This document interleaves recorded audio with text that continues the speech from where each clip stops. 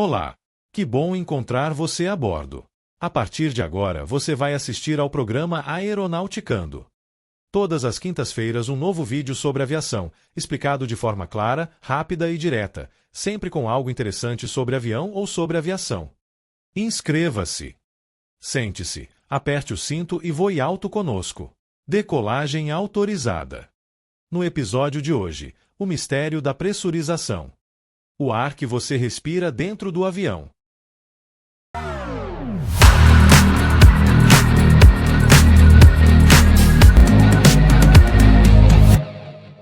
A mais de 10 mil metros de altitude ou aproximadamente 30 mil pés, a pressão do ar é tão baixa que um ser humano perderia a consciência em poucos segundos.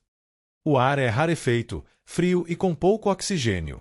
E é exatamente por isso que a pressurização foi um marco fundamental para a aviação moderna. O ar que você respira dentro do avião vem de um lugar poderoso. Na maioria das aeronaves comerciais, o ar vem dos próprios motores. É o chamado bleed air ou ar sangrado dos compressores, ar quente, limpo e altamente comprimido, sob alta pressão e temperatura. De uma forma bem simples de entender, o sistema de pressurização de ar da cabine tem por finalidade controlar o ar que sai de dentro da cabine do avião de forma modulada e ajustada cuidadosamente para permitir que a pressão interna seja sempre maior do que a pressão atmosférica do lado de fora. Essa saída de ar cumpre duas importantes tarefas: manter a pressurização de cabine em condições seguras e renovar o ar de cabine. Para realizar o trabalho de manter uma atmosfera propícia aos seres vivos no interior da aeronave com ar sempre limpo, fresco e renovado, o sistema recebe ar limpo e climatizado do sistema de ar-condicionado, e esse da sua fonte de captação, que na maioria dos grandes aviões é fornecida por sangria de ar dos compressores dos motores. Vamos conhecer o caminho do ar para a pressurização. Uma parcela do ar que foi admitido pelo motor e passou pelo compressor sai dos motores a temperaturas altíssimas, podendo ultrapassar 200 graus Celsius. A seguir, o ar passa por sistemas conhecidos como PEC. É o sistema de ar-condicionado composto por trocadores de calor, válvulas de controle e sistemas que ajustam temperatura, umidade e pressão. A aeronave pode possuir 2 ou até mais PECs, de acordo com o tamanho da aeronave. Uma curiosidade: acredita-se que a sigla PEC signifique em inglês Pressurization and Air Conditioning Kit, ou traduzindo o conjunto do ar-condicionado e pressurização. Um dos componentes principais do sistema de ar-condicionado é chamado de ACM, Air Cycle Machine, ou máquina de ciclo de ar, que é acionado pela força do próprio ar sangrado do motor, que aciona uma turbina, e o eixo dela gira um compressor, fazendo ciclos em estágios de expansão, arrefecimento e compressão para literalmente gelar o ar. O arrefecimento é feito com ar externo supergelado que entra pelo duto denominado RAM Air, passa pelo trocador de calor e é devolvido para a atmosfera. Depois de bem gelado, o ar agora frio, do sistema de ar-condicionado, é misturado com o ar quente vindo também do compressor dos motores em uma câmara misturadora para obter a temperatura perfeita para ser levada à cabine de comando e de passageiros.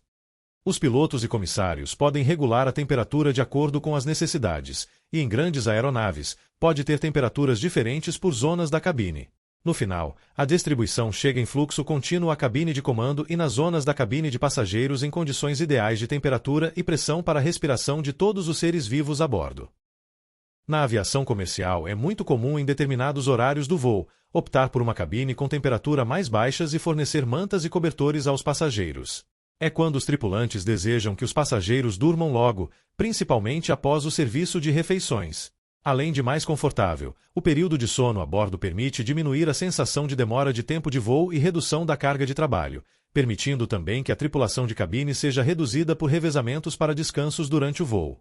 Os tripulantes de grandes aeronaves têm à disposição um dormitório que é conhecido pelo apelido de sarcófago com camas para relaxar. Os ajustes de temperatura são separados entre a cabine de comando e de passageiros. O sistema de ar-condicionado também fornece ar para refrigerar os equipamentos eletrônicos e os compartimentos de carga.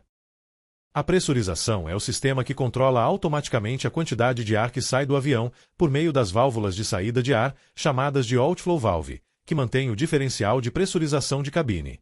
Esse diferencial é essa diferença entre a pressão maior do ar dentro da aeronave e a menor pressão do ar atmosférico do lado de fora da cabine. As válvulas de saída de ar abrem e fecham milimetricamente para manter a cabine em um ambiente artificial, equivalente a cerca de 1.800 a 2.400 metros de altitude, equivalente entre 5.400 a 7.200 pés, mesmo quando o avião está muito mais alto, sendo o limite padrão na aviação comercial a pressurização equivalente à altitude em torno de 8.000 pés. Ao voar muito alto, a aeronave economiza combustível porque o ar rarefeito oferece menos arrasto. Pode também aproveitar as correntes de jato, aproveitando o empurrãozinho e economizando ainda mais combustível, e também ficam livres de tráfego de aeronaves com teto operacional menor.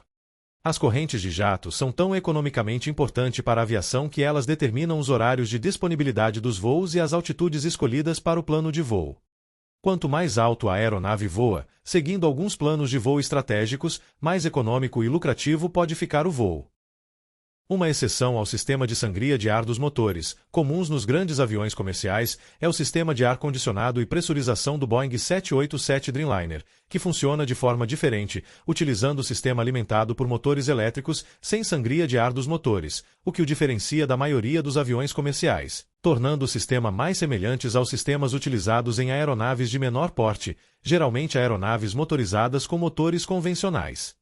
O sistema de pressurização do 787, capta ar externo, pressuriza com compressores acionados por motores elétricos, utiliza o ACM e trocadores de calor tipo radiadores, como nos demais aviões, faz as misturas, filtragem e entrega a bordo, ar limpo, pressurizado, climatizado e com mais umidade que nos demais aviões comerciais. E a saída do ar da aeronave é controlada por válvulas de saída em sistema similar aos demais aviões. Entretanto, ao invés de manter a pressão dentro da cabine no limite de 8.000 pés, como é o padrão nos demais aviões, o Boeing 787 Dreamliner mantém a pressão máxima de 6.000 pés, que proporciona maior conforto aos passageiros, porém, promovendo um diferencial de pressão maior do que as demais aeronaves em voo cruzeiro, o que resulta na necessidade de materiais que respondam ao maior esforço estrutural e resistência à corrosão. Clique no like para não esquecer, e aproveite também para se inscrever e ativar o sininho, para o YouTube notificar você quando tiver vídeo novo aqui no canal Aeronauticando. O ar da cabine não é simplesmente reciclado. Cerca de 50% é renovado o tempo todo, entrando ar novo continuamente. À medida que o ar entra, vai renovando o ar, que sai através das válvulas outflow, de forma que mantenha um diferencial de cabine. A outra metade passa por filtros HEPA, capazes de remover até vírus e bactérias com altíssima eficiência. Por isso, apesar da crença popular, o ar dentro do avião é um dos mais limpos entre ambientes fechados que existe. O filtro de ar HEPA, sigla que significa ar particulado de alta eficiência, é um tipo de filtro de ar mecânico plissado e de alta eficiência, geralmente feito de fibras de vidro. Ele é projetado para remover do ar quase que a totalidade de partículas de poeira, pólen, mofo, bactérias e quaisquer partículas transportadas pelo ar com tamanho de 0,3 de microns de diâmetro. Uma curiosidade importante é quando a aeronave voa durante muitas horas próximo à camada de ozônio. Isso pode ocorrer com alguma frequência em voos no Círculo Polar e em alguns períodos do ano, quando a camada de ozônio está em suas altitudes mais baixas. Nesses casos, o azoto ou ozônio pode aumentar um pouco a sua concentração dentro da aeronave. Isso pode ser benéfico por ajudar a esterilizar ainda mais o ambiente. Porém, pode causar desconforto por atacar a flora intestinal, podendo, em raros casos, provocar desconfortos no sistema digestório. Na linha do Equador, a altura da camada de ozônio varia entre 20 a 35 km, o que seria equivalente a voos entre 60 a 100 mil pés. Atualmente, as aeronaves mais modernas voam até 45.000 pés no máximo. Como em qualquer ambiente com ar-condicionado, o ar frio costuma ser também muito seco, que pode ser mais uma contribuição para eliminar ainda mais as bactérias. Porém, é recomendável sempre consumir água para a reidratação do organismo nesses voos de longa duração. Se a cabine perde pressão, máscaras de oxigênio caem automaticamente quando a pressão de cabine fica próxima de 14.000 pés ou se os pilotos comandarem a liberação das máscaras manualmente. Elas fornecem oxigênio suficiente para manter passageiros e tripulantes conscientes até que o avião faça uma descida rápida para uma altitude segura, geralmente abaixo de 3.000 metros. Se o sistema pressurizar demais a cabine, válvulas de segurança atuam para impedir que a cabine literalmente desça excessivamente enquanto que o avião está voando alto. A pressão interna da cabine do avião pressurizado é sempre maior do que a pressão externa, porém, dentro de determinados limites. E se caso o oposto ocorra e o diferencial de pressão de cabine se torne negativo, ou melhor, se a pressão externa for maior que a pressão dentro do avião, válvulas de segurança de pressão negativa abrem. Tudo isso para garantir a segurança de todos a bordo e o funcionamento correto do sistema. Quando a aeronave está no solo, o sistema de ar-condicionado pode utilizar ar do APU ou de uma fonte de ar-condicionado externo. Aeronaves de pequeno porte também podem ser pressurizadas para permitir voos acima de 15.000 pés. O princípio de funcionamento é o mesmo, porém, algumas aeronaves com motor a combustão utilizam turbocompressores para suprir ar para o sistema de pressurização e ar-condicionado. Hoje você descobriu de onde vem o ar da cabine, como ele é comprimido, filtrado, renovado e por que a pressurização é essencial para que possamos voar alto, rápido e com segurança. E que tenho muito mais coisas para contar que são impossíveis de incluir em tão pouco tempo de vídeo. Na próxima quinta, vou explicar o que é e como funciona alguma coisa muito interessante no avião ou na aviação. Quero saber a sua opinião sobre esse episódio. Qual a importância desse conteúdo para você, sugestões de mais temas e tudo o que você quiser comentar sobre o canal Aeronauticando.